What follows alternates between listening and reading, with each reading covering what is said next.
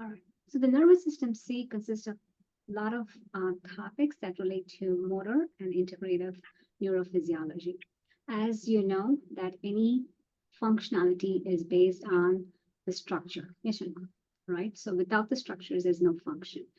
As much as possible, we will try to keep the structures to the minimum because it's not anatomy class, it's physiology, right? But at the same time, we touch upon a few structures to make sure that we understand what we are talking about. Okay. So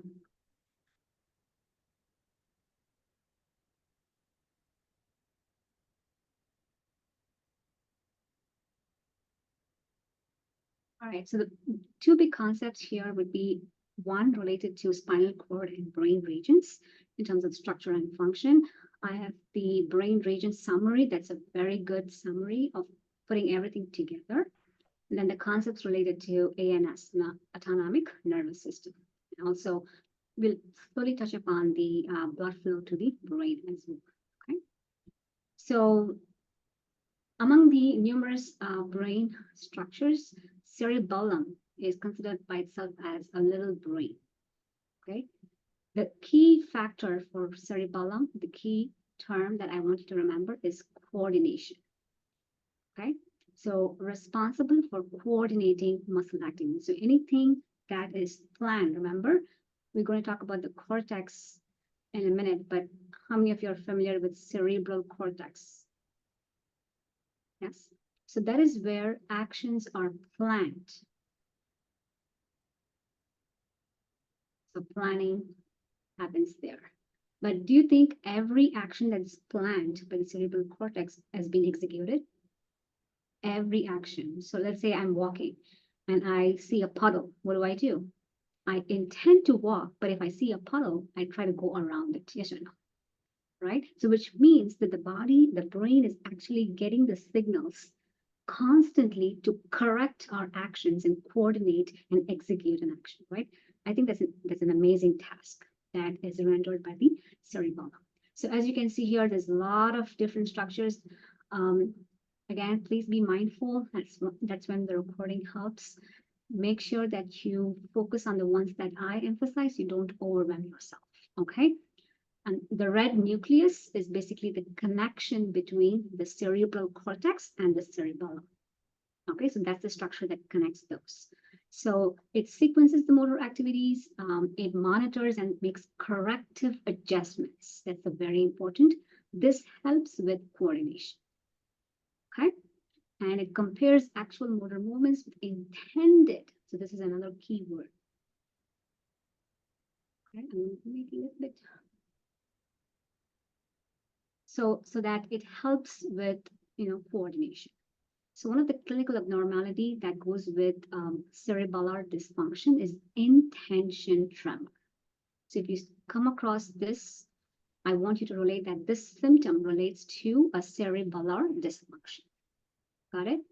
So intention tremor. Failure to predict motor movement, patients will overshoot intended targets. If I need to grab a pen, I would not be able to grab it. I would just go above, not actually doing the action. Am I clear? You see what I focus and then I move on. So that's exactly what I want you to do. Again, please match up with the study guide as well. Any questions so far? Do you like the pace? Yeah? Okay, thank you. Basal ganglia is our next structure. It consists of 4 nuclei. So we have the striatum, the globus, the substantia nigra, and subcalamus. One of the important things that we will focus on is substantia nigra. This is where we talk about dopamine. So this is where dopamine neurotransmitter kicks in that helps with voluntary motor control.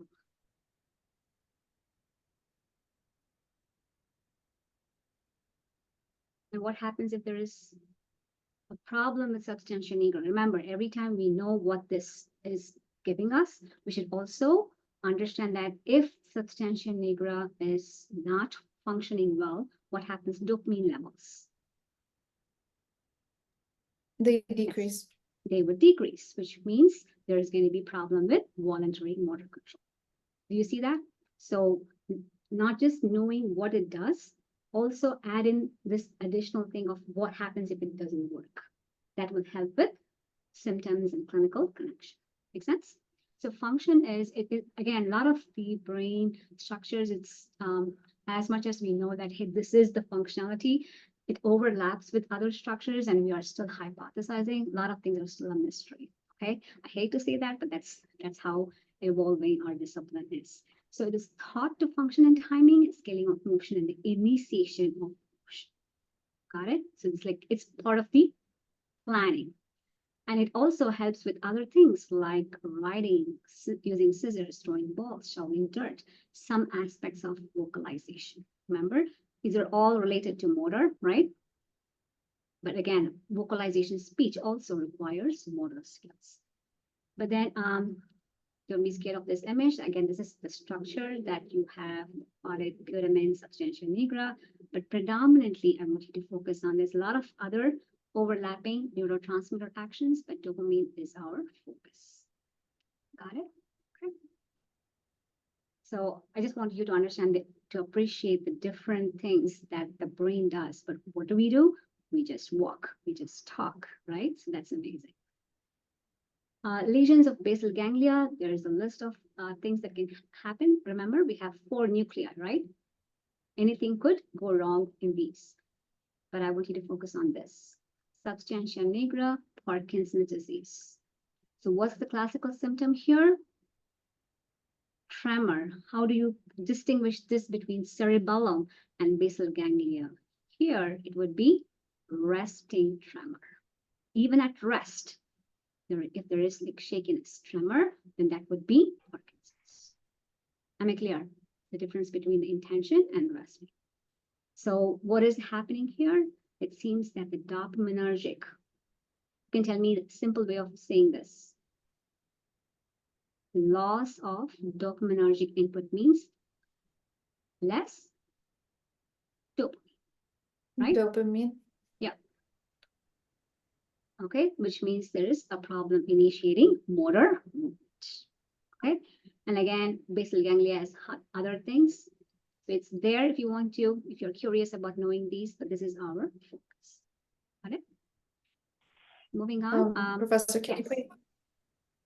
Can you please explain again you said there's a difference between the resting tremor and a voluntary tremor? This is resting tremor. That's the classical symptom of Parkinson's disease versus intention tremor that we saw. Oh, I see. I just want to make sure, because a lot of the times, patients or people come with symptoms, right? And then we go back and try to trace what the problem is. So these are some of the classical symptoms that people exhibit when they have these. So that's something that is always comes in handy, right? For diagnostic purposes. Is that clear, Malak? Yeah. All right. Thank you. Yes, so motor thank you. aspects of communication. All right. Speech involves 2 things. So you have to form, right, in mind of thoughts and the expression, and then motor control. Yes or no, right? I have to be able to actually speak, and I have to make sense of what I'm actually speaking, right? So those are 2 aspects. So again, there's an overlap, but then we have Wernicke's area and then Broca's area. So Wernicke's functions to formation of the word. Broca's area controls the motor coordination. Make sense? So these are some of the predominant areas you see here. Okay. So anything that is associated with a speech disorder, we have this term aphasia. Aphasia is speech disorder. So Wernicke's aphasia versus Broca's aphasia. Do you think you would be able to distinguish those 2 now, knowing what those areas contribute, right? So if there is a problem with motor coordination, which means there is Broca's area is getting affected. Yes or no?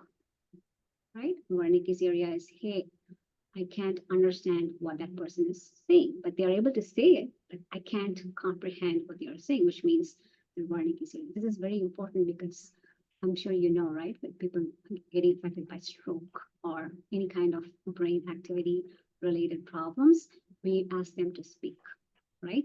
When we ask them to speak, we can say, hey, if there is a problem, then we can pinpoint where the problem is and try to see if there's any treatment can be given. It's a good thing, right? So That's how I see it in terms of knowing what the functions are. Will be able to help them find where the problem is. Okay, and that is where the anatomy and physiology go hand in hand. Got it? Okay. Anterograde versus retrograde amnesia. What does amnesia mean? Loss of memory.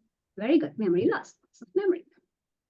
Right? So sometimes, anterograde meaning something that I just learned something, right? Short term, and I forgot completely, right? So something that you just are, learning and then you forget, that's anterograde. Something that you forget from the past is retrograde amnesia, right? So anterograde amnesia is, they think that it is hippocampus that is implicated, whereas retrograde amnesia is thalamus. Thalamus is basically a gateway structure. Everything has to go through thalamus. Everything to the brain has to go through thalamus. Everything from the brain has to come through thalamus. So if that connection has a problem, then obviously I can't recall that past memories. Got it?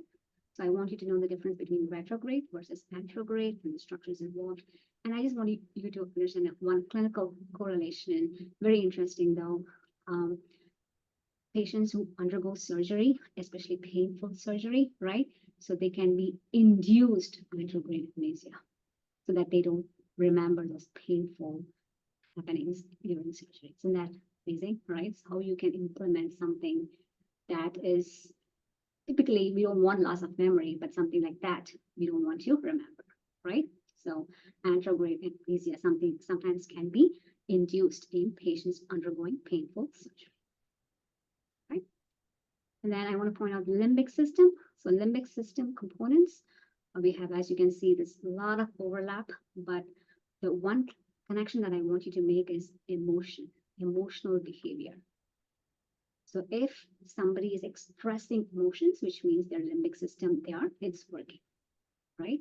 So among the many structures, hypothalamus, hippocampus, we all see that, right? So hippocampus is related to memory, correct? So sometimes we see a movie or we see a series and then it connects to us. Why? Because hippocampus is bringing all those things back to us in terms of memory. Another important thing, aspects of emotions is fear. Amygdala induces fear. So this adds on to emotions as well, correct? So none of these structures are really interesting. Right? So I want to just point out a few things. Thalamus, hippocampus, bringing in memory to emotions, and then amygdala, fear. Okay. So sleep, unconsciousness from which one can be aroused, yes or no? So if we can't arouse them, then we are in coma, right? So this is something that we can be aroused. So different from coma. So two types of sleep, slow wave and REM. REM stands for rapid eye movement, which basically says what it is, right? The eyes are rapidly moving. Right? It's called paradoxical sleep. It seems that this is the time where dreams occur, and that's why it's called paradoxical. Like dreams. Okay. So why do we sleep? It's probably an active inhibitory process in which excitatory reticular neurons are inhibited. So remember, sleep, some of the very active processes that are actually working during the day, right, is kind of inhibitor reactions are there, but at the same time there is some kind of processing going on in terms of memory, gathering events, right? So all of those are still happening. So it is a kind of a mixture of both, but most of the time it helps to kind of inhibit the wakefulness, or we don't want to be super attentive, right, all the time. It's not good for the brain. So it kind of inhibits the superactive nature of the brain. And I want to point out that raphe nuclei is one of the structure that helps with sleep. And again, it is hypothesized that serotonin helps induce sleep. There might be contradictions, but for the most part, serotonin is something that helps with sleep. Again, you don't have to memorize these patterns, but just to show you, this is the electroencephalogram. Have you heard of that? EEG, just like how they take the heart, right, electrodes, just like that. EKG, we have EEG, and they use these as brain waves. So when we are alert, and look at that, this is the alert. They call it beta waves. Look at how small the amplitude is, right? It's very, very small. Then alpha, slowly, it's getting bigger. And then REM is the beta waves. Then it goes into sleep stages. Stage 1, sleep. Then stage 2 and 3, and stage 4. So here, that's why we call it sleep cycle. So you're awake, then you go into REM, stage 1, stage 2, stage 3, stage 4. Then you're the cycle, right? So stage 4 to stage 3, 2, 1, REM. You see that pattern, guys? So when somebody's remembering their dream, what stages of their sleep cycle they have woken up? REM. REM. Thanks, Mark. Got it? So if I'm able to remember what I dreamt of last night, which means I was awake in the morning during my REM cycle. Got it? Because that's where dreams occur.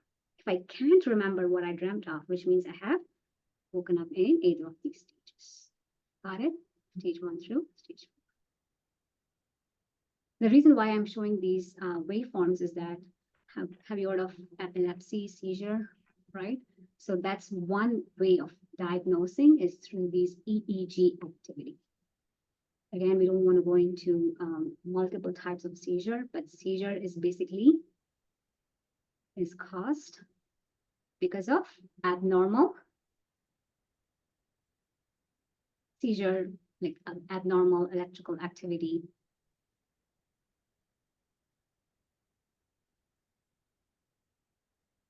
in the brain. And this is where I want you to understand this is different from stroke, right? So stroke is related to a vascular issue, something related to blood, but this is more electrical because we know that there are billions of neurons in the brain. Make sense? I just want to point out some of the key differences and why these waveforms. You see those amplitude, guys, so high when compared to those waves that we have seen. Okay.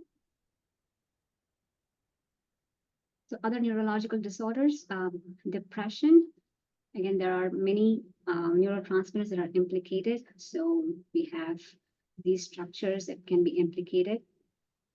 But most probably, if patients are given serotonin, like, to boost the levels of serotonin, then depression goes down, which means during depression, the serotonin levels are very less. Okay, so giving them something that enhances the level of serotonin in their body helps with depression. Okay, that doesn't mean that norepinephrine is not necessary, but most of the time, serotonin is something that can help with depression symptoms. Got it? And this is where we talk about Prozac. Have you heard of that? Drug or medication. So Prozac is something called SSRI. So SSRI is selective serotonin reuptake inhibitors. What does that mean? The name has it. It keeps serotonin in the synaptic cleft longer. Yes, very good. It inhibits the reuptake, which means it will keep serotonin longer in the synapses or no. Got it? That will help with the depression symptoms. Schizophrenia, have you heard of this? Schizophrenia, right? There is a disorder of the mesolimbic dopaminergic system, which means this has too much dopamine. But sometimes too much dopamine is not good either. Okay, so what kind of medication do you think would help? Remember, every neurotransmitter in general will act on its receptor. You carry out its action. Do not forget this, right? So every neurotransmitter will have its receptor, which means if I have dopamine, then I will have dopamine receptor. So either I can play with, either the drugs can manipulate the enzyme that prevents the degradation, right? Or the receptor. So in this case, if there is too much dopamine, if there's an enzyme that degrades dopamine, then the medication would actually promote it. Yes or no? Because we don't want too much dopamine. So this enzyme, if it degrades dopamine, then this will be promoted to minimize the symptoms of schizophrenic patients. If we take receptors, what do you think we should do? What kind of medication would you give? Antagonist dopamine. Very good. Thanks, Ron. Yeah. Antagonist to dopamine receptor. Very good. Now you see how knowledge also helps with diagnosis and treatment. Okay. Oh, Trevor, yes. Alpha and beta. Yeah, just going back to Trevor's question here. Thanks, Trevor.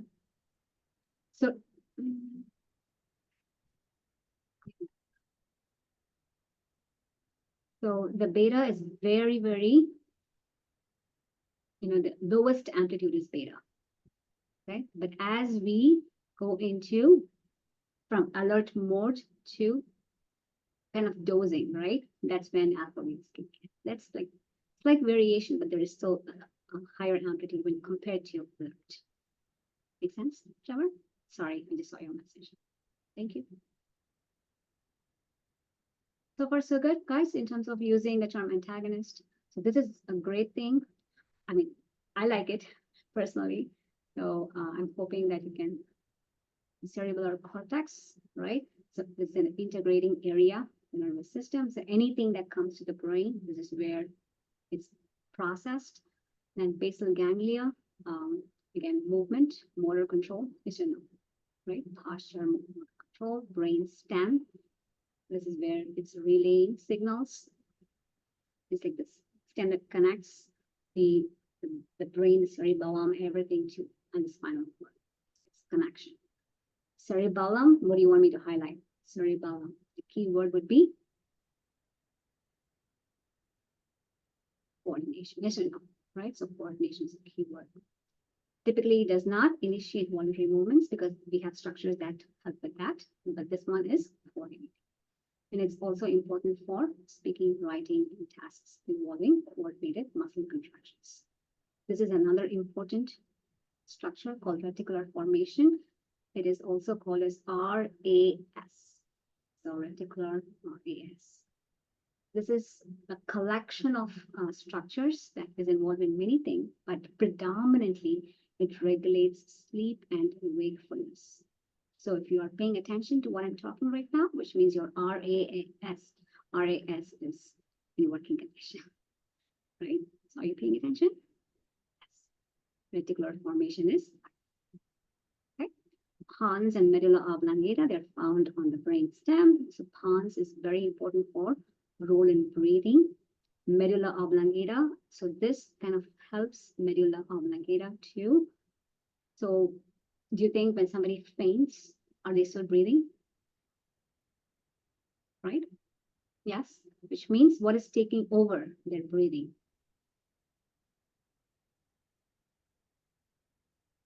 Got it? So medulla oblongata takes over their breathing. And that is why it is important that we don't get ourselves hurt on this side of the brain. This is where the medulla is. We don't want ourselves to get hit here because medulla oblongata can be thalamus, again, relay stations, we know that very important. It is trying to send all the information to the brain and from the brain, and it also involves in arousal and attention. Again, overlapping with RAS. Hypothalamus, master command center. So this is very important command center for all neural and endocrine coordination. And this is also where we've seen earlier, it helps with the homeostatic control, right? So in terms of homeostasis, body temperature, that's one of the things that is normally talked about for hypothalamus. Epithalamus, one of the things that I want to point out is pineal gland. Does that ring a bell? Pineal gland, melatonin, anyone? Yes, so it secretes melatonin, which is a hormone that helps to induce sleep.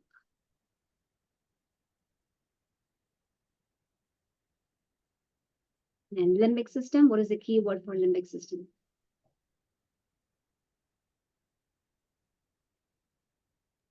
Emotion. Emotion. You see that? So again, I tried my best to put everything in the table so that you're not overwhelmed with a massive amount of structures that can be part of the brain. Helpful? Yes. I just have a question about the last slide. Did you say, I'm not sure if I understood correctly, but is the medulla oblongata only working when we're unconscious to? No, it's basically it can take over, but breathing can still be controlled consciously. So, right? So when we are, as I'm talking, I'm breathing, correct? So there is going to be a play for pons and medulla oblongata to do it. But if I can consciously control my breathing as well. I can hold my breath, correct? Right. Okay. So when the medulla oblongata has a very important job of helping with breathing and also has the cardiovascular center, right? That is typically doing it, on a rhythmic basis all the time. So what's the difference between that and the pons? The pons is helping medulla to, with the depth of breathing, depth, frequency, like changing. So in case I'm having a panic attack, then that pons will tell the medulla oblongata to kind of increase the frequency of the breathing or hyperventilate. So, Okay, yeah. Pons is basically kind of helper to kind of modulate the breathing, but medulla is the key structure that controls the breathing. Yes? that makes sense. Yeah, no problem. Thank you. So I know the brain regions, there's tons, there's an ocean of information. I tried my best to point out some of the key things and tie it to clinical correlation as well. So hope that was helpful. Yes. So moving on, organization of the autonomic nervous system. So autonomic nervous system, what comes to your mind? Involuntary. Very good. So these are involuntary. Yes or no? Involuntary, we call them effectors. I'm hoping that you understand these terms in terms of like sensory, afferent, going to the brain and the spinal cord, and then coming out efferent, motor effectors. Do you know? Yes, Sabrina? Sorry, not to go backwards. I was just curious about the schizophrenia diagnosis. Yeah. Marijuana use is a risk factor for schizophrenia, correct? Yeah, there are contraindications, yes. Is it because of like marijuana's use in the mesolimbic pathway, like how it's processed? Is that why? Yeah, it can be. That's one route, Sabrina. But because these structures overlap so much, right? They can have the THC chemicals that are found on those substances can have implications in terms of not just dopamine, and sometimes they can also initiate like kind of a maniac symptoms as well. So we don't want that to be a problem, right? Okay. I was just So, curious. Yeah, it has multiple different variations, and that's one of the reasons why the medications these days are more personalized and not given in general, because sometimes some pathways are initiated. Not everybody gets those patterns initiated. Make sense? Yes, it does. Yeah, thank you. Thank you. Yeah, that's another interesting ways of how we can see, especially those, pain reliever drugs, and those contain those THC. They are in the market, and it can cause a lot of side effects. All right, going on to the autonomic nervous system. Everybody good with the somatic nervous system? Yes. So what is this? This is basically talking about skeletal muscle, the motor neuron going to the skeletal muscle. And then we have ACH, yes or no, right? What is the receptor here on skeletal muscle? I made a short video today. Did anyone see it? For the skeletal muscle contraction. If you have the time, it's a 7-minute short video I uploaded on Moodle under part 1 supplemental information. So if you get a chance, just look at it and give me some feedback if you can. Okay. Can anyone tell me what's the receptor on the skeletal muscle here? The nicotinic ACH receptor. Thank you so much, Lauren. Yes. ACHR. That is the receptor that is found on the muscle that we bind with ACH. Okay. So again, my humble suggestion is to keep recalling as much as possible. The more you recall, the better you are facing the exam. Okay. Now, autonomic, there are a few things that we need to just look at it in terms of the structure first. So you see that how the somatic motor neuron is kind of no stop in between, right, until it reaches the effector, whereas autonomic, it has a ganglion. So this is something called a peripheral, something outside of the CNS. So you have a fiber, which is like a neuron, another name. So you have a preganglionic, the neuron that's before ganglion, and post. Simple, pre and a post. And there's a stop in between called the ganglion. Now, remember, every time you see this, what comes to your mind? This is a neuron. This is a cell body of a postganglionic neuron, right? So here you have a synapse, correct? And if this is a cardiac muscle, let's just say you have a neuron and a muscle. What do we have here? Neuromuscular junction, right? So every time you see the connection, what comes to your mind? A synapse, which means neurotransmitters, and then receptor. Neurotransmitter and receptor, right? So instead of just 2, what you see here, instead of ACH, just 2, right? Neurotransmitter and receptor. Here we have double because of the ganglia. We have this set here and this set here. Got it? That's the basic difference between how the somatic nervous system and the autonomic nervous system, they are structured. So far, so good? Yeah. If this is involuntary effector, what would this be called?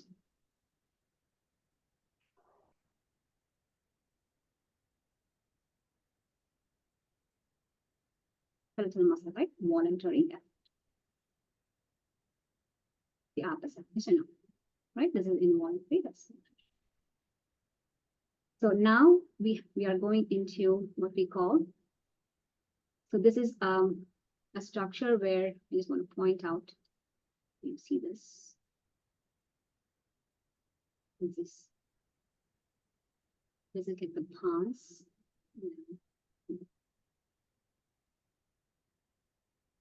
And because we're talking about autonomic nervous system, this will be triggered, especially when we are not consciously doing these activities. Yes or no, right? The heartbeat, it's going rhythmically, right? So the information is always delivered to these cardiac centers that will either give out sympathetic or parasympathetic, and that will be. So as I pointed out, hypothalamus, it has a lot of functions: feeding, water balance, heat, everything. The reason why this figure is here is because you have these parasympathetic and sympathetic. Okay, this is part of the autonomic nervous system. That's what we're going to see next. Okay, we're going to keep it very simple. Before we talk about those two, how many of you are familiar with the term cholinergic? Have you seen this before? Have you seen acetylcholine before? Yes. Have you seen nicotinic before? You've seen muscarinic. Can remember? This is not new information. We're just going to carry it from our previous discussion. So this is, anyone can make my day here. What is G protein coupled receptors are also called? Metabotropic. Thank you very much. What is nicotinic receptors also called? Anyone? Ligand-gated ion channels. Very good. Very good. Yes, ionotropic, fancy name, and ligand gated. Perfect.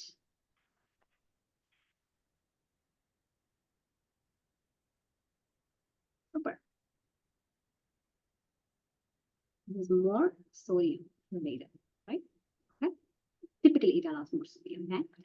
That's why it's biased to sodium. Are we clear? Okay, so try as much as possible to recall and connect. Okay? Now, these are for acetylcholine. So whenever you see acetylcholine, it will either bind with NACHR or MACHR. Am I clear? Depending on where these receptors are. Okay. Now, what is this? Norepinephrine and epinephrine. I'm going to abbreviate this as this. Got it? Norepinephrine and epinephrine. So these are otherwise called, the receptors for these are called in general adrenergic. Just like how we have cholinergic, right? We have the receptors called adrenergic. Why do you think it gets the name adrenergic? What is epinephrine otherwise called? Adrenaline. Thank you very much, adrenaline. Have you heard of this term before? Okay. So adrenaline, rush, they say, right? So that's epinephrine is otherwise called adrenaline. So that's how we get the prefix adrenergic receptor. So what's the connection that you have to make?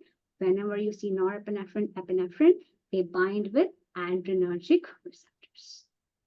All adrenergic receptors are G protein coupled receptors, which means they are all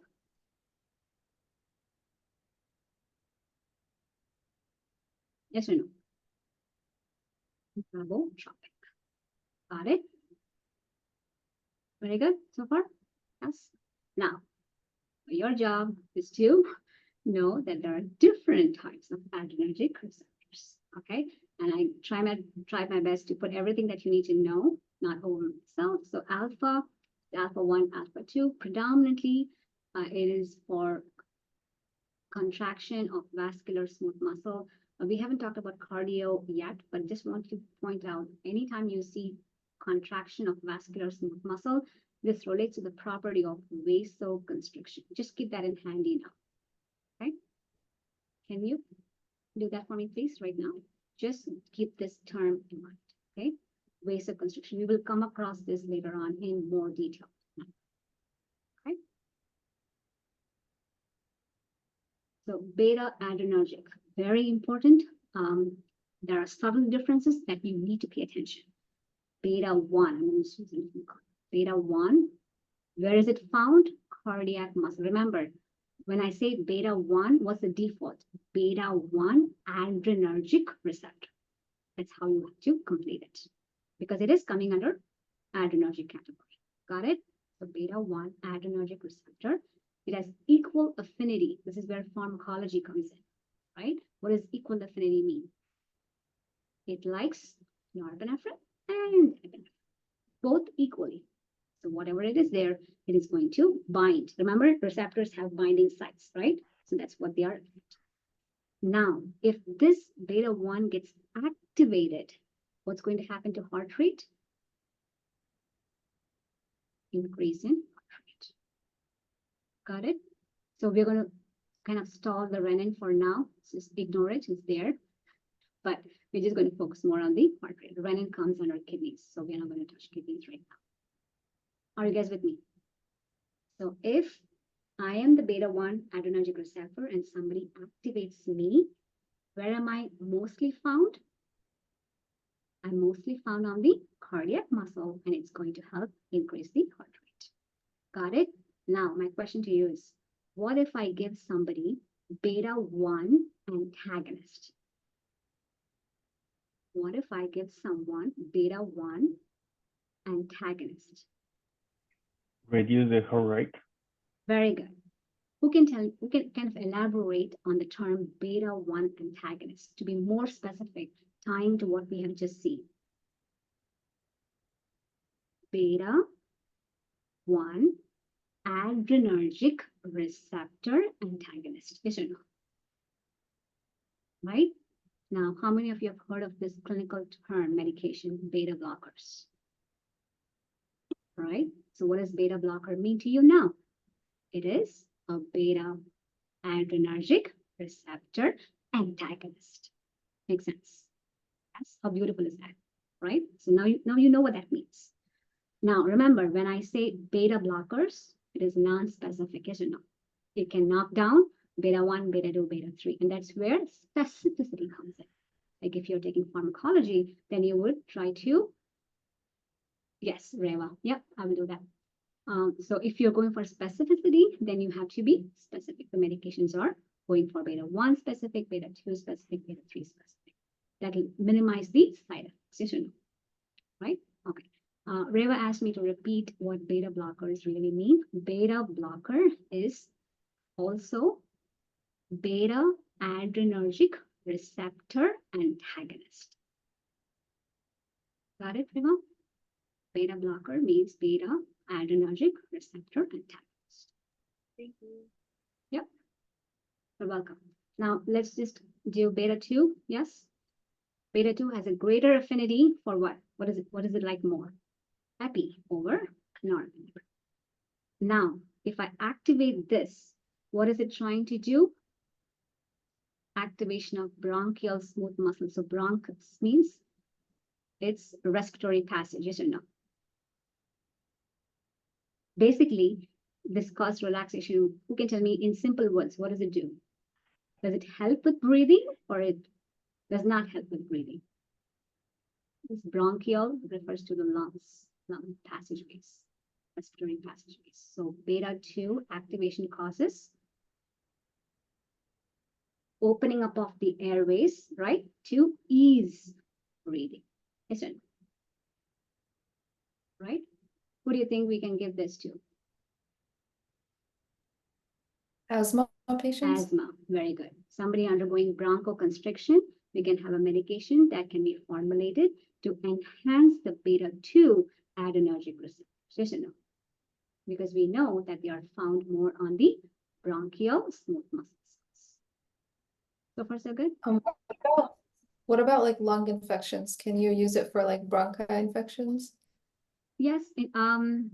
When there is lung infection, we need to first treat the lung infection first, right? So anytime you are dilating it, you are also getting the patients or people more prone to accumulating dust particles as well. So we want to make sure any type of dilators given, you need to first focus on getting the infection taken care of. So antibiotics or steroids, depending on whether it's bacterial or viral first, and then go with this. But we don't want to, if there is an asthmatic allergic reaction that causes too much bronchoconstriction where they are unable to breathe, of course, we need to give this to kind of relax their muscles and at the same time treat their infection. Right. Yes, Thank Subha? you. Yeah. Yeah. So beta 3 are least studied, but for some reason they're not given a lot of importance. But it seems that now obesity and all of those are kind of lingering more. So adipose tissue, fat tissue, they have equal affinity and they stimulate lipolysis, meaning fat breakdown. So they think that this can help with cutting down on adipose tissue accumulation, right? But it has some variations. It's not very popular, but there are some studies that look into this. Okay. Are we clear? It's a very important slide, guys, so pay attention. Interesting information. This brings us to sympathetic versus parasympathetic. Sympathetic means fight or flight, right? I'm just going to point out some of the key things. What is the neuro? This is the norepinephrine and epinephrine. And this, as you can see, fight or flight prepares the body for intense physical activity. So it increases. Yes or no? right? Now, on the other hand, what about parasympathetic? The opposite, rest and digest. So what is the neurotransmitter? ACH. Quite contrast, right? We have norepinephrine, epinephrine here. Here it's ACH. If this is increasing heart rate, what does it do here? Slows down. Beautiful, right? Most cases, they are opposite to each other. I just want to pay attention to this. So this, everybody clear? Somatic, right? ACH, good. Voluntary. Now I want you to pay attention for autonomic. So autonomic, you have parasympathetic and sympathetic. So let's do parasympathetic first. You see the pre and post, yes? With me, everybody? Pre and post. So pre, do you see a neurotransmitter here? What is it? ACH. What is the receptor? NACHR, right? At the ganglion. And what is at the effector? MACHR. Pay attention to this. Okay? But both cases, what is the neurotransmitter? So for parasympathetic, what should come to your mind? What is the neurotransmitter for parasympathetic? Whether it's pre or post, it is ACH. What's the difference? At the ganglion, it is NACHR. At the effector, it is N. Got it? Yes. But remember, this N is a different subtype than the N that you see on the skeletal muscle. Just if you're curious. Okay. So N has different subtypes. This is N1. This is N2. Okay. It's not the same subtype. Okay. So far, so good. Now, sympathetic. Let's come to sympathetic. It has a short pre, a long post. What is the same when you compare parasympathetic and sympathetic? This is the same, isn't it? Right? So at the ganglion, pre-sympathetic and pre-parasympathetic are the same. What is different? The effector, it is norepinephrine or epinephrine. Yes? Okay. The reason also being, I am introducing this is endocrine. We don't cover endocrine this semester or as part of the course, but adrenal medulla is the gland, endocrine gland, that has the capacity to secrete epinephrine as hormone. So the adrenal gland gets its trigger from sympathetic division. Sympathetic preganglionic neurons actually go to adrenal gland. The adrenal gland secretes lots and lots of epinephrine. So just to give you a quick ratio here, when you have norepinephrine coming from this is 80% norepinephrine, 20%. When it comes as hormone, 80% epi, norepinephrine, because they are interconnected. Got it? So hormonally, yes, Mala, yeah. For the difference in the neurotransmitters, Mhm. it's only different in the effector organs? Yes, exactly. Okay. Yeah, and the ganglion level, both are the same. Okay. This is N2, same. Everything is the same at this level, right? Ganglion level. Only difference is the effectors. Is it clear?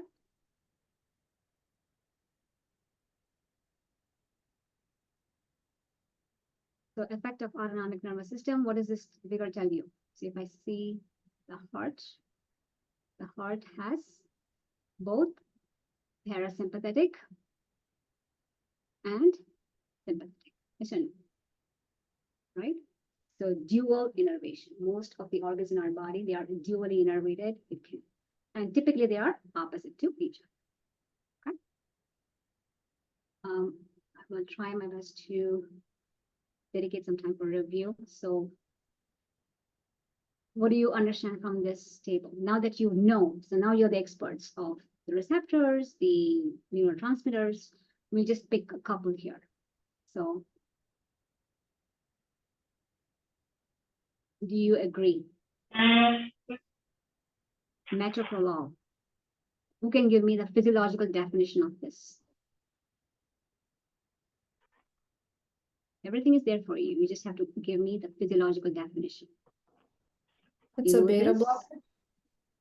Very good. I'm expecting a little bit more molecule. Yes, it is a beta blocker, but can you just give me It, a specific? Yeah. it reduces the heart rate, so probably.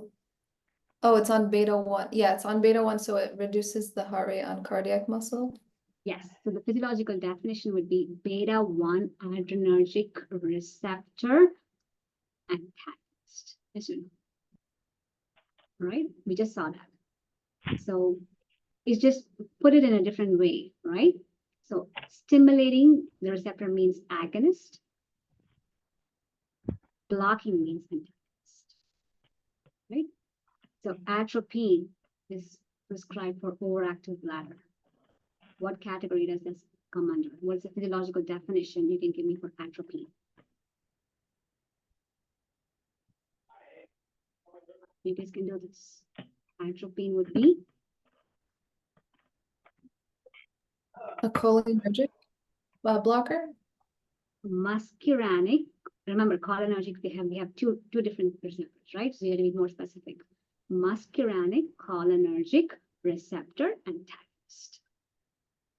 Got it? Which means, what does our bladder have? What type of receptor does our bladder have? It has a muscarinic cholinergic Exactly, receptor. perfect. There you go, Lauren. Right? So if somebody's muscarinic receptor on their bladder is overactivated, that means they're going to frequently pee, right? And we want to block it. What's the bad part about giving atropine? So if I come to you with overactive bladder and you give me atropine, what would I eventually be complaining of? Come on, you can do this. Look at this. It's too like relaxed, so you're not able to like control it as well. Okay, look at this. Look at this figure. MACHR is on cardiac muscle. So you are giving me atropine, right? You are taking care of my overactive bladder symptoms, but what are you actually not doing? You're also blocking the action of ACH on MACHR that is found on the cardiac muscle, yes or no?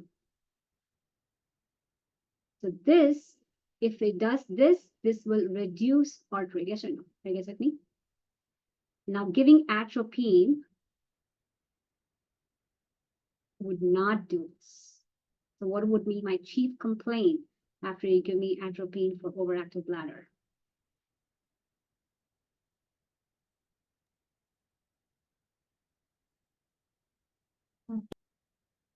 Anybody having trouble understanding this concept? Is it palpitations? Yeah, it is basically trying to negate the actions of ACH on cardiac muscle. So it's not allowing it to rest, right? So it will keep me in the elevated mode. So that would be one of the side effects of atropine medication. Because it is not specific to the cell type, right? So the MACHR that's found on the bladder is the same as the MACHR found on the cardiac muscle. And that's when you have to really go dig in and see whether there are any differences. Does it help, Sabrina? Yes, that's good. Thank you. Yeah. All right. The last but not the least, in terms of, so do you guys understand what this table tells you? And I have pointed out the ones that you need to know, not everything. Don't again go for overwhelm yourself. So albuterol is a good thing because we know that it's commonly prescribed, like albuterol would be. Remember, it's beta-2 adrenergic agonist, right? So you are activating it to cause dilation to treat asthma. There is always a difference in the type of medication. So this one is an agonist medication, whereas metoprolol is an antagonist medication. So make sure that you Got it? So blood flow to the brain is highly dependent. Now we are going to go into blood flow. Uh, please be patient. Blood flow is all related to cardiovascular. We haven't covered that yet, but just get some information handy for now. Okay, we will go into those concepts. So it is highly dependent on blood flow. Any stoppage of blood, even for a few seconds, can result in loss of consciousness. It is highly dependent on oxygen derivation. Blood and oxygen are related, correct? So blood carries oxygen. So there are three metabolic factors that have potent effects on blood flow. You have CO2, hydrogen ions, and oxygen. These actually come from this. How many of you are familiar with this equation in your intro class? Anyone? So this is an important equation where you see that the carbon dioxide combines with water to form a carbonic acid. That when dissociates gives the acid and a bicarbonate, right? So what this basically tells us is that if there is too much CO2 in the blood, what does it make the blood pH? Low. Very good. Which means H plus is high. This one, correct? High H plus means low pH. This is known information, and this tells what does it tell? If there's too much CO2, there is less food. Yes or no? Right? So these are the things that you see here. You see carbon dioxide, hydrogen, and oxygen, guys? Yes. So three metabolic factors. What are they? If there is too much CO2, which means there is less oxygen. If there's too much CO2, which means there's hydrogen. So these are the factors that is detrimental to the body. Got it? Yeah. And that's basically dependent on that equation. So what does the brain try to do? Why is it panicking? Because if there's too much H plus, and one of the immediate effect is it causes decreased neuronal activity. The neurons are going to be kind of panicking. Hey, I can't handle this high acidity, right? Do something. So what will be the cause and effect? The effect will be to increased blood flow. Yes or no? If there's increased blood flow, there's going to be oxygen coming in. Right? That will make it. Right? So H plus or CO2, if there's a lot of CO2, there's going to be a lot of H plus, the brain is panicking, it will promote increased blood flow as an effect. Yes or no? And that is why CO2 is acting as a vasodilator. Got it? Because it is trying to bring it. Are we good so far? Again, I don't want you to focus on, basically this graph is talking about CO2. If the CO2 is getting higher and higher, what happens? The cerebral blood flow is going to be higher too, cause vasodilation. Yeah. Role of astrocytes. So astrocytes are there. So these are like, like Spider-Man, Spider-Woman, anything.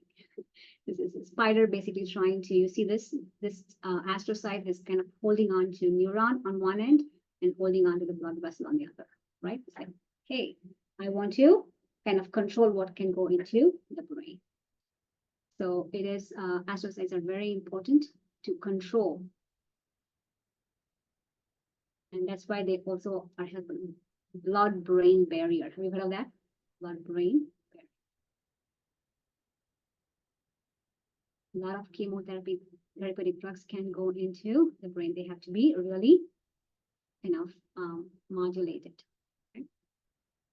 So autoregulation, again, this is more information for now in terms of the cerebral blood flow, because it's so important that the blood flow keeps, it has to be constant.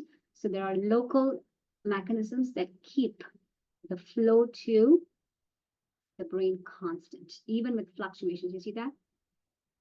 Even with a lot of fluctuations in the pressure, the blood flow is still kept at a constant range, and that's because of autoregulation. That's why the brain is really amazing.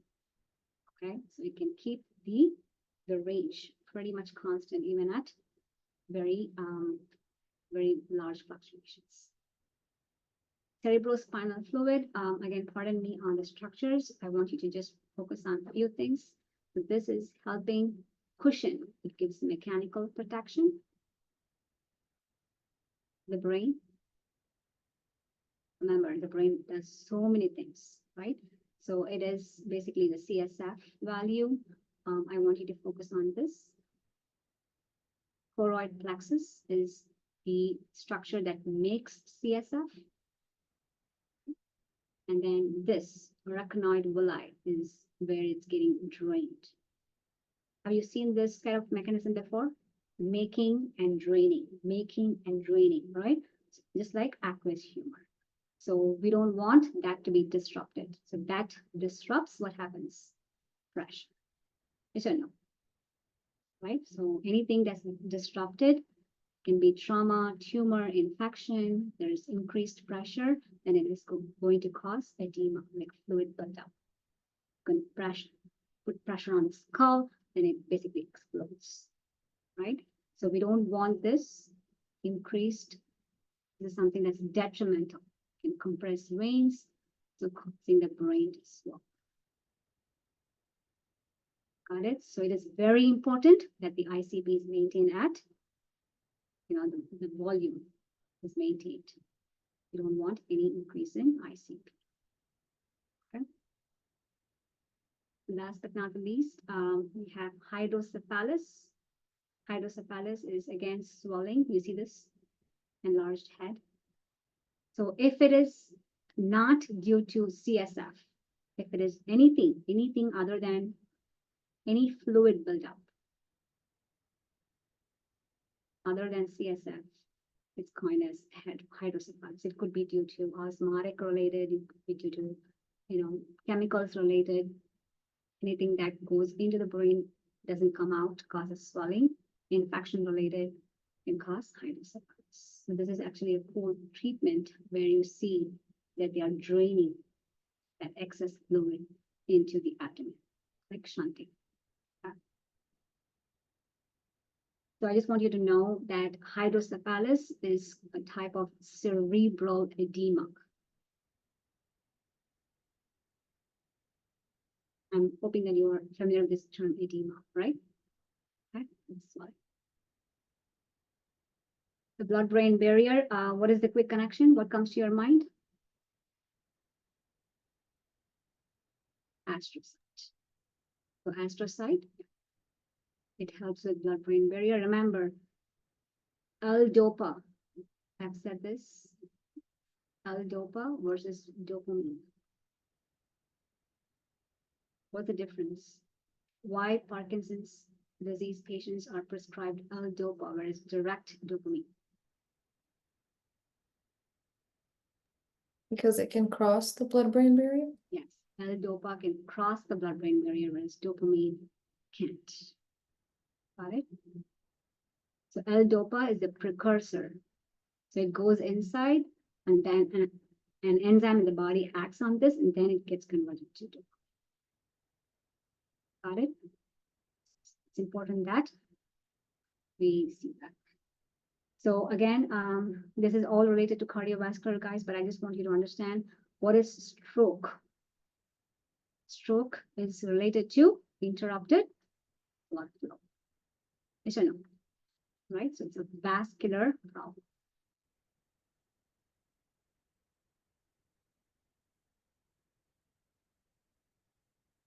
So it could be a hemorrhage, like a rupture, blood vessel getting ruptured, or it could be interruption. Like what is ischemic interruption causing a clot? Yes or no? Like something that's preventing the blood to flow. Either it's not coming because of rupture or because of interruption. Have you heard of plaque, clot, thrombosis? Those go with that.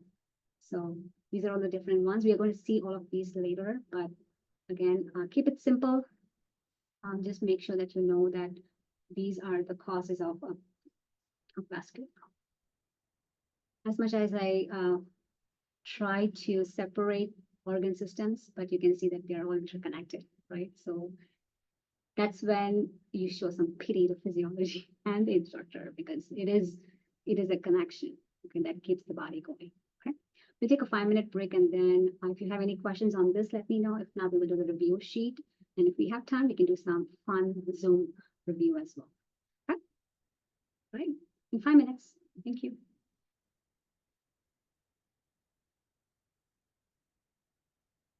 Little unable to make it. Screen okay? Yes. Yep. Okay. So case study again. A case study has a lot of things. We are just going to focus and take some things that relate to the material that was covered. Okay. So 18-year-old male sprinter on a high school track team, extremely weak. Rubber, he was unable to walk, carried from the track on the stretcher, very alarmed and made an appointment. As part of the workup, the pediatrician measured their son's K+ concentration in the blood, which normal. However, after a strenuous exercise treadmill test, it became alarmingly low. Is the exam going to be case study based? And sorry, you probably might have told us, but no. The case study is just trying to connect the material to real life situations or clinical applications, but you might see few questions where the questions will be in the form of a case study. A couple of questions just to connect. Yeah. Thanks, Rema. Yeah.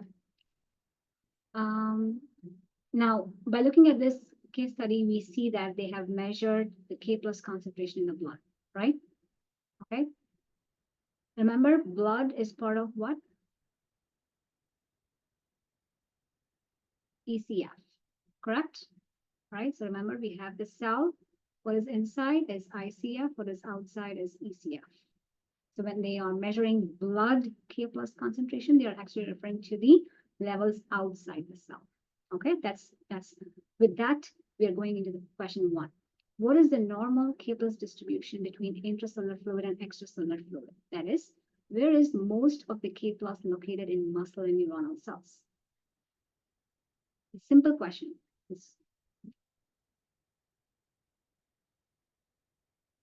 There's more K+ inside the cell than outside Okay. the cell. So which option would be the best option? I said option D because B and C both say that K+ is inside the cell. Perfect. Thanks, Lauren. Very good. And that's one of the reasons why you need to read the options before you choose the correct answer. Okay. So both essentially B and C say the same thing. Yes or no? K+ is the major intracellular cation. C, most of the body's K+ located intracellular fluid. Both mean the same thing. So D is the correct answer. Everybody good? Yeah. Right. Now, number 2. This is where we bring in the case. How does a decrease in serum, blood? Serum is basically blood without clotting factors, but we don't want to go there. Just keep it blood there. Okay.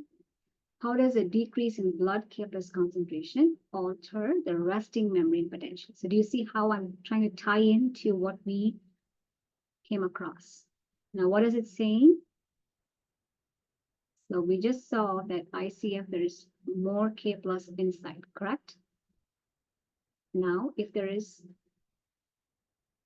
a great decrease in K+ outside the cell, what happens? What do you think will happen?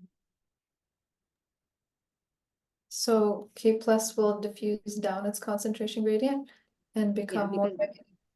Because we know that we have K+ leak channel. Yes or no? Remember, K+ just can go. It is an ion. It's a polar molecule. So it goes. We have K+ channels. The drive for K+ to go out is more. Yes or no? Right? And what would the cell lose? The cell lose positive charges, correct? If the cell is losing positive charges, what do you think will happen to the RMP, resting membrane potential, or VM as we know it?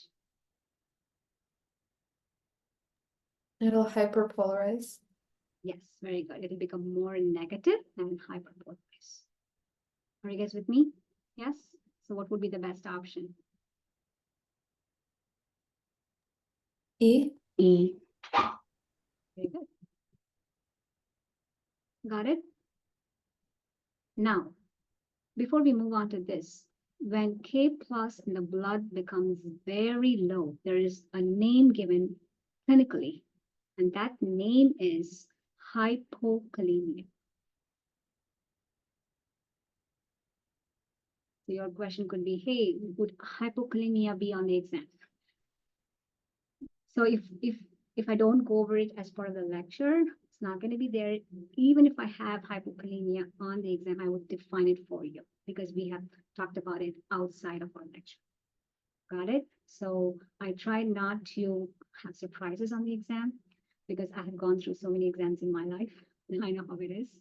So let's just try our best to keep up, but I think it's always good to extend our knowledge and apply it. Yes or no, right?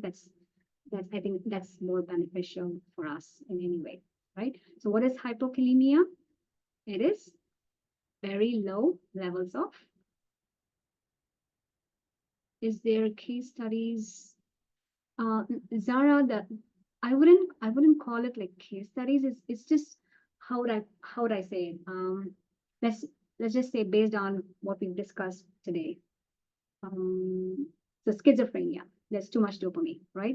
There might be a question saying, hey, a doctor examined a patient who has been diagnosed with schizophrenia. What would be your medication choices? Is that a case study based question? It's just put it in a different way, but it's just, trying to make it look like a case study, but it's essentially asking how do you treat schizophrenia? That's it. You see what I'm saying? Yeah, thanks, Zara. So hypokalemia is low K plus in the blood. Or very low levels because we know that blood has relatively low. So you can say very low levels of K plus. What would be the opposite of hypokalemia? Hyperkalemia, Hyperkalemia, how do you define that? higher levels of Very good. potassium in very the blood. Yep, very high levels of potassium in the blood. Sorry, I'm just stretching your thinking. What would happen if there is hyperkalemia? Hypothetically speaking. Potassium wouldn't leave the cell as much. It would try to come. It would come into the cell, so the Very cell would good. be depolarized. Very good. The resting membrane potential will be less negative. Yes or no? Which is kind of getting excited, all the time excited. Okay. And that's one of the reasons why hyperkalemia can cause cardiac arrhythmias. Have you heard of that? Hyperkalemia causing cardiac arrhythmias. The basis is physiology there, right? That's how we see it. Now, going up to number 3, can you speculate the sprinter's disorder? So what happened here? After exercise, strenuous exercise, the blood levels of potassium became very low, right? So the 18-year-old was suffering from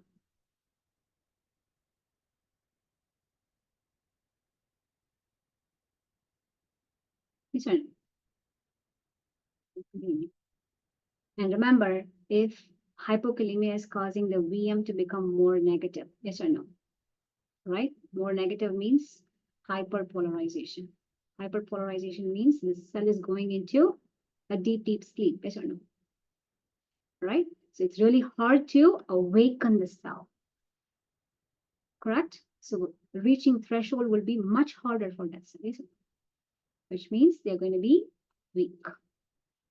When this happens in a muscle weakness. If that muscle is unable to move, this can cause severe paralysis. Can be as severe as paralysis. Now do you see why electrolyte imbalance is a problem? Remember, potassium, sodium, they're all electrolytes, yes or no?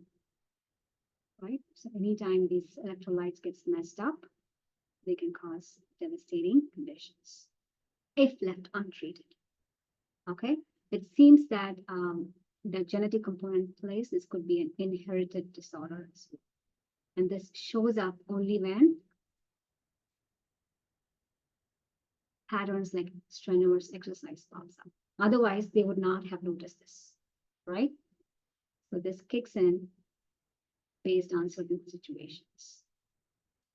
Again, there are a lot of variables that can go with any case, but there could be a genetic component tied to any case. There could be something that comes and goes, right? Have you heard of that? It's not permanent, right? So I think that's one of the reasons why I try to relate case studies as part of our course, because it gives a different perspective. I hope you understand. Okay. So far, so good. What would be a suitable treatment option? As simple as Electrolytes?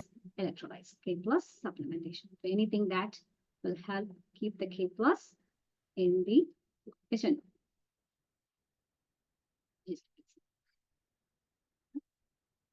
So far, so good. Now this one, a healthy 30-year-old woman was pregnant with her first child. The pregnancy was completely normal. However, as the delivery date approached, the woman became increasingly fearful of the pain associated with vaginal delivery. Discussed options, epidural anesthesia. How do we relate this to our lecture?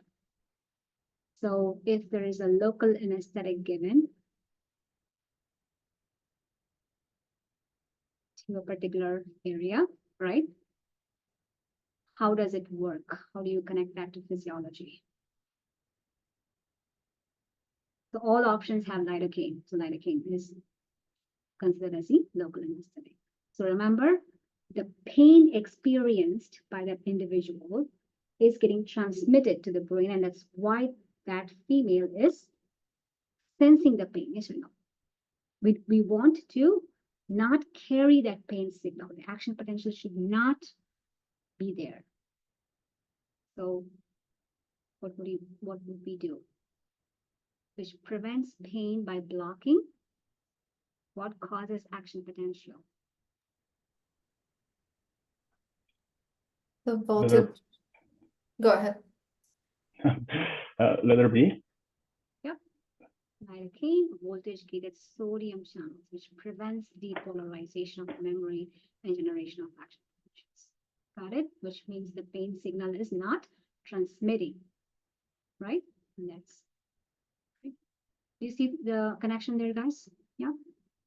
And number 3, a 71-year-old man presents to his physician with a new onset tremor that worsens when he's sitting down watching television. What does that tell you? Not doing It's a anything. resting tremor. Very good, Lauren. Yes, there you go. Yep, beautiful. You guys are making my day. He also experiences difficulty walking, and his friends complain it's not being able to keep up with them on golf course. His wife has noticed that he's not seemed to be excited about anything. Remember, dopamine is why everybody wants to see likes on their Instagram, Facebook. Dopamine is an excitatory neurotransmitter. It seems not to get excited. So what do you think is the most likely diagnosis?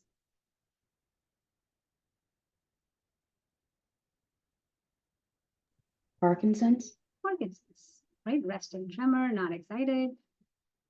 What part of the brain and what neurotransmitter do you think would be primarily implicated?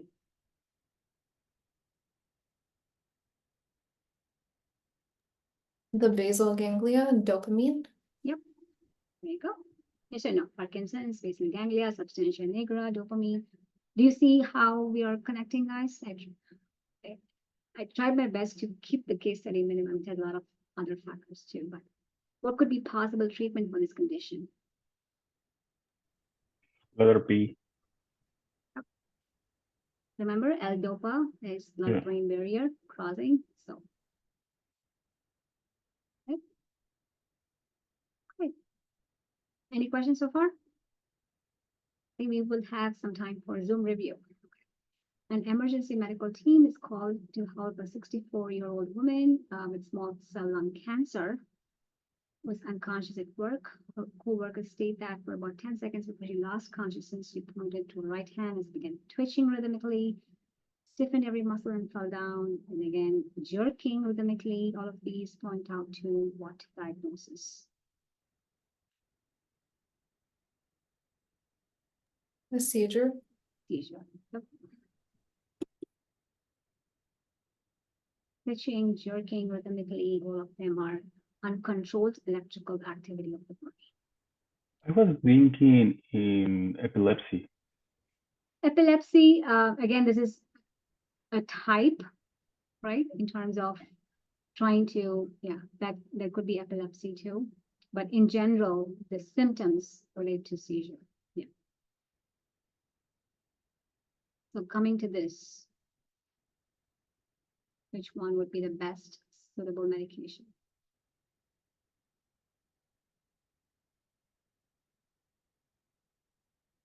Remember, GABA is inhibitory neurotransmitter. Glutamate is excitatory neurotransmitter. So seizure exhibiting overactivity or excitability, yes or no? We want to minimize that. So GABA receptor agonist. Yeah. And then B and A and B are like the same, right? Like Yes, correct. Mhm. Yeah. A is basically you're activating by giving antagonist to GABA, right? So inhibiting something that's inhibiting would do the opposite. Right? So we don't want that. But this will minimize the overactive symptoms that the patient is experiencing. So just a few, again, you will see very few, I wouldn't say case, I would just say that it would be based off of a clinical based situation, the questions would be, right? So just to make sure that you're able to. Going to the review, the skeletal muscle contraction. Can we do this together? Yeah. So activation of ACH receptors on the sarcolemma. Sarcolemma is the skeletal muscle membrane.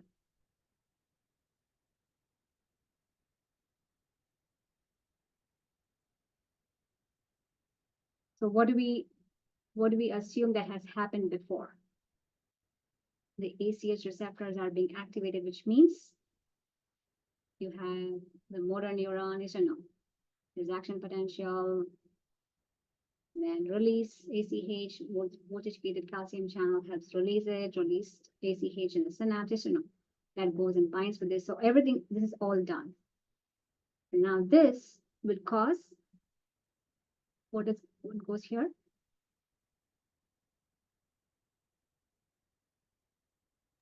Depolarization. Yeah, depolarization, basically action potential, right? So this causes depolarization of the sarcolemma, and then that passes to the T tubules, right? Transverse tubules. And goes to the release of calcium, correct? From SR. And remember, between this and this, what is this arrow kind of engulfed? The DHP rhinodine, yes or no? Right? So make sure that you put those things, the nuances. The DHP on the transverse tubules interacts with the rhinodine receptor on the sarcoplasmic reticulum. And because of this interaction, the calcium gets released from sarcoplasmic reticulum, and calcium then binds with thin filament, has three components: troponin, tropomyosin, and actin. So what does calcium look for in the thin filament? troponin. And then it binds, it causes a conformation change of the tropomyosin.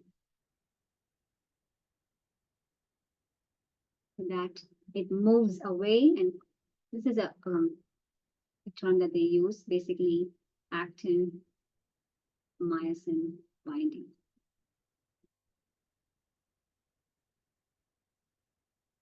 That is what? Contraction. This one. Right? We're pretty good. So what about this one? Smooth muscle. So remember, anytime any muscle, it needs stimulation, right? Stimulation, action potential, however you call it, depolarization. So what is the smooth muscle? It has pacemaker cells, isn't it? All right, so pacemaker cells take care of that step, which means action potential is there, has happened. And that will cause what ions are still needed for muscle contraction? Calcium. So what is smooth muscle? How is it different from skeletal? Remember the DHP receptor, or I would say in smooth muscle, they have this calcium channels, right? So calcium enters from ECF, from calcium channels.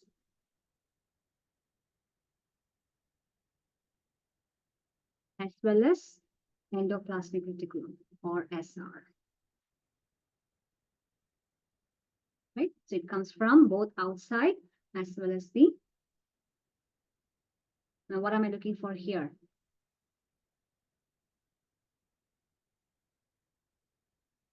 Calmodulin.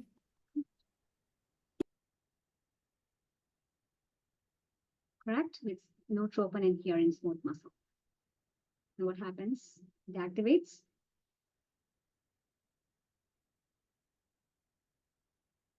You've seen this before. There's a kinase, like phosphorylase. Myosin light chain kinase. Very good. Which is a different name for myosin, right? Then it phosphorylates MLC, basically, which means it is activating myosin to form cross bridges with actin.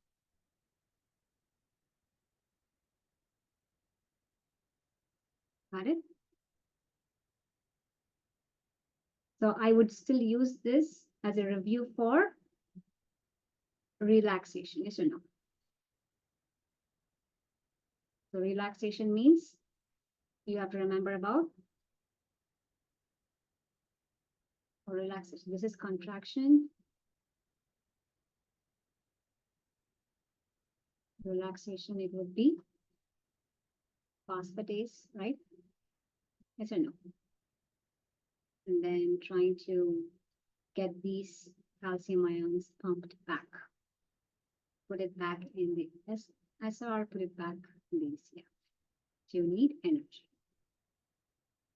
So try to use these concept maps for understanding both the process. The same thing goes with this. So here, ACH, you can do receptor, trying not to release ACH or put the calcium back to SR. So, right? Okay. Can we match it up with the treatment for the disorder? Now that we know their physiological definitions. So lidocaine, we just saw that it is, right? Anesthetic. Albuterol,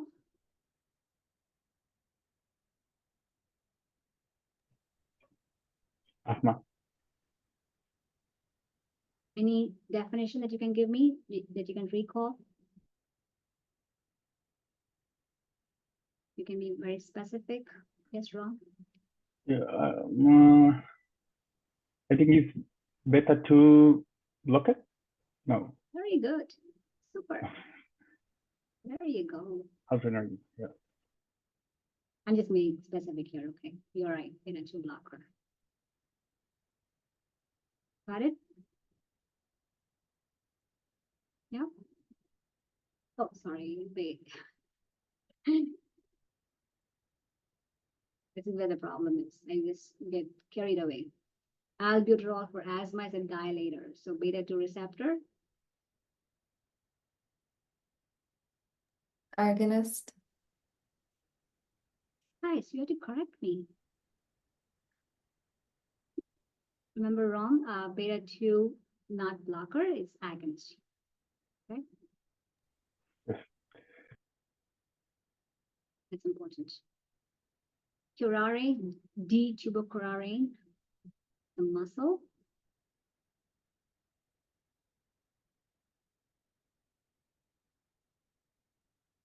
Relax. Yes or no? So what does it block? It blocks nicotinic ACHR. Now beta blockers, this is where It helps with hypertension, blood pressure. SSRIs, Prozac, will keep the serotonin levels high in the synapse, predominantly used for Depression. dopamine agonist that helps increase or keep the dopamine levels or its actions. Yes, it's dopamine antagonist. When there's too much dopamine, we need to suppress it. Got it? So I think I was able to touch upon a couple of things here just to give you an understanding of how we can connect a few things. So we have the quiz that's due on Friday, right? And we have an exam one coming up next Tuesday. There won't be synchronous Zoom session. I'll be available during most of the time on Tuesday, trying to see if you run into any issues with your varieties, you can always email me.